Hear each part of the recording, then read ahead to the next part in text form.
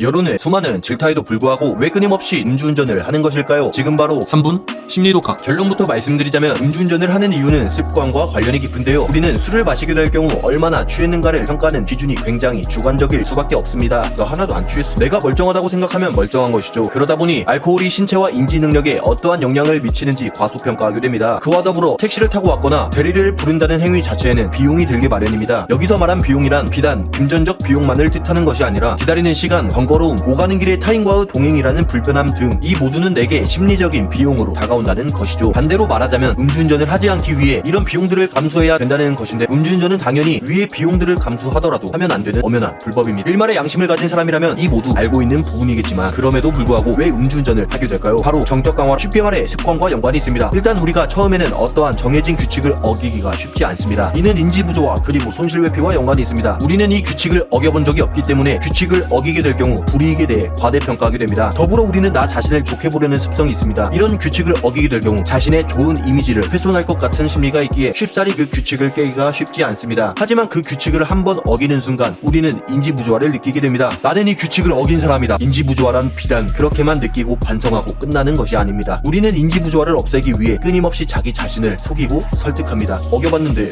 별거 없네? 예를 들자면 이렇게 될 수도 있습니다. 음주운전 나쁜 건 맞지만 그거 만취한 사람들이나 그런 거고, 사람마다 주량이 다 다른데 나는 좀 멀쩡한데? 유도리 좀 갖고 살자, 복잡한 세상. 이런 식으로 스스로를 타협하게 됩니다. 자신의 좋은 상을 해치지 않고서도 일어났던 인지부조화를 줄이게 되는 것이죠. 그렇다 보니 다음번에는 어기기가 더욱 쉽습니다. 나의 좋은 상을 해치지 않기 위해 해당 규칙의 중요도를 낮추는 것으로 스스로가 협의를 받기 때문이죠. 물론 이 모든 것은 무의식적으로 일어납니다. 음주운전을 하지 않기 위해 필요한 모든 금전적, 심리적인 비용들, 그 비용들은 더욱 큰 손실 회피로 다가옵니다. 특히 집이 가깝다면 해당 비용들은 상대적으로 더욱 크게 느껴지는데, 음주운전을 하면 할수록 양심의 가책은 점점 인지부조화의 해소와 그 편리성에 의해 사라지게 됩니다. 정확히는 사라진다기보단 그런 이성적인 생각 자체를 회피하게 됩니다. 음주운전을 통해 단속에도 걸리지 않고 사고도 나지 않고 무사히 집을 왔다면 그것은 보상으로 다가옵니다. 이미 음주운전을 저질러버린 이상 거부하고 별일 없잖아. 음주운전 만취해서 사고 내는 놈들이 나쁜 거지. 물론 이 모두 무의식적으로 다가온다는 것이죠. 이 보상은 강화인이 되어 학습하게 됩니다. 앞으로도 음주운전은 편리한 수단이기 때문에 음주운전이 나쁘다라는 것을 모른다기보단 그냥 나쁘다는 이성적인 생각 자체를 하지 않게 됩니다. 양심의 가책을 느끼지 않기 위해서 말입니다. 그냥 이성의 목소리를 묵인한다는 것이죠. 그에 익숙해진 사람들은 음주운전이 습관이 되는 것입니다. 평균 이상 효과와 낙관주의 편향과도 연관이 있습니다. 이것들은 쉽게 말하면 내가 평균보다 낫지, 설마 나한테